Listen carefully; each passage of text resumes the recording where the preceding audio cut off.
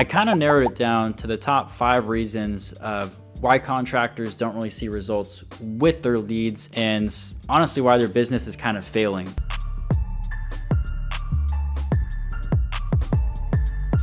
So in general, those 5 things that I mentioned that I've been seeing is, first, no consistent marketing system. So most contractors kind of rely on word of mouth and referrals, and that keeps them booked out.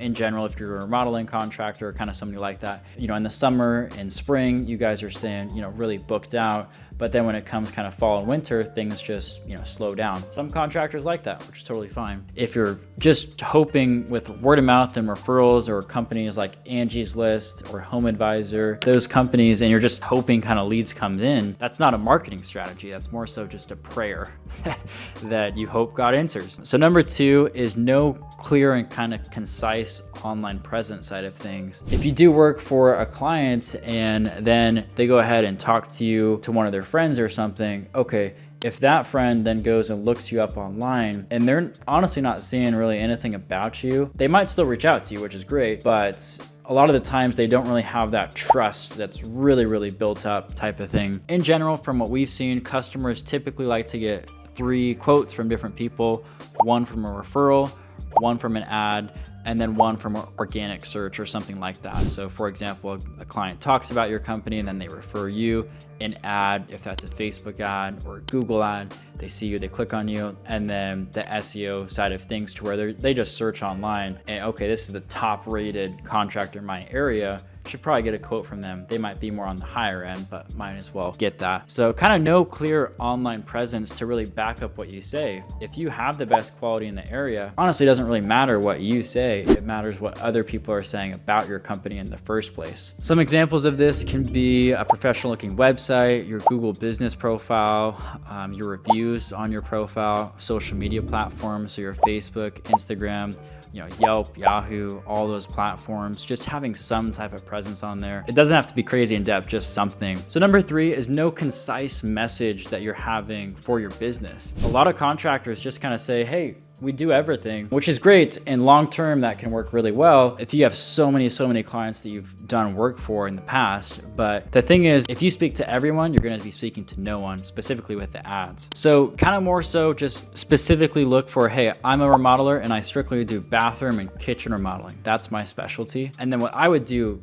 taking that is I would make a list of not your competitors, but other people in your area that might do services with a similar customer that you service to. So for example, if you do indoor remodeling, roofers, like, just find other contractors that work with your same clientele, make that good partnership, make an incentive as well too. So if you do indoor remodeling, I would try to find some maybe roofers in your area, give them all a call and present them like, hey, if you send me a deal, I'll give you, 5%, or I'll give you $500 for that referral type of thing. And if you close a $50,000 project, worth it for them, worth it for you. So kind of make that incentive, again, make an offer that people would feel stupid saying no to. Blast that to pretty much every person in your area that services to your same clientele. Should be good to go. So number 4 is poor follow-up sequences. This is a massive thing. In general, as a rule of thumb, people need to have 5 connections with a company before they really say yes to that company. If you're getting leads and you're only calling them 1 time from your ads or from your organic SEO or from referrals, you're missing out on a ton of jobs. Like, let's say you get 50 leads, 10 of them only worked out for booking an estimate. How many times did you follow up? Did you follow up 3-5 times with that client? We have specific backend strategies for this, but on average, every single day, reach back out to that client, see if they need any help, any advice too. Or it's an old client, keep that list and just follow up with them. Typically, like I've mentioned before, quarterly text messages is something that I recommend. If you get to the point to where you do monthly, sometimes people get annoyed with that. You know your clientele, maybe just doing an annual reach out type of thing. Obviously, if you know that you provide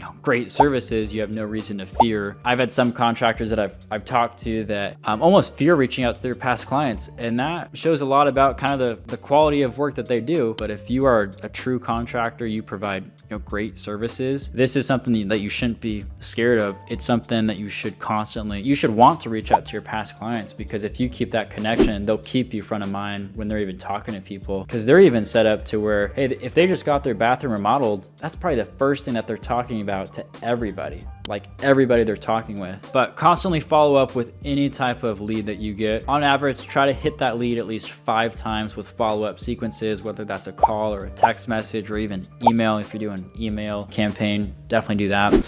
Or if it's just on Facebook Messenger too, that's something that I'd really recommend to do. Number 5, wasting time on bad lead sources. A lot of the times, any home service business that I see that we work with, they kind of come in and I ask them, hey, where are you spending money? They're like, I don't even really know. You know, most of the time they do know, but they don't really know their CPC, cost per click, CPL, cost per lead.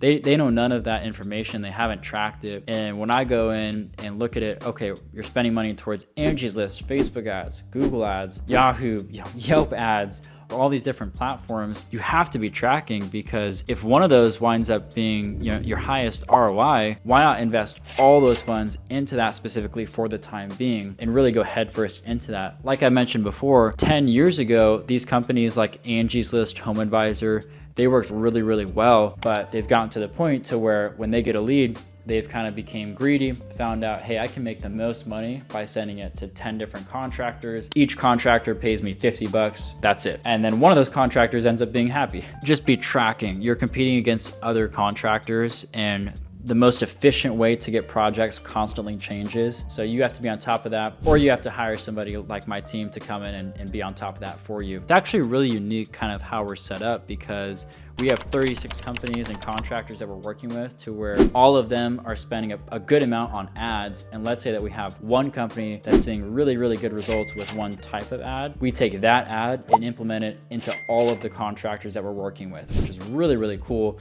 because they work in different cities across the United States. There's no conflict of interest type of situation. We only partner with one contractor per specific area. In general, we do. If you want help with the spreadsheets that we use, create a spreadsheet, have your CPC, have your CPO, all the information of how much money you've inputted and how much money you've gotten out of it. Track every single lead. Anytime you get a contact form, name, phone number, email address, put that in an automated follow-up sequence. So in general, what I recommend is the first 2 times, you know, you're calling them, you're texting them, and then after that, it's automated. But if it comes up where that lead is interested, you know, great, but that should be all automated. You shouldn't be wasting your time on it. And with that too, another thing that I'll hit on is if you hire a marketing person to come into your company, that's great. I would say in general, usually they kind of specialize in one thing, you know, whether that's social media side of things, or whether that's, you know, website side of things, or whether that's in-person kind of graphic design. What's kind of unique about a company like us is that when we come in, we have an SEO specialist, an ad specialist, we have a graphic design specialist, and so on and so on. We're having the best experts in all these spaces come in and kind of really work together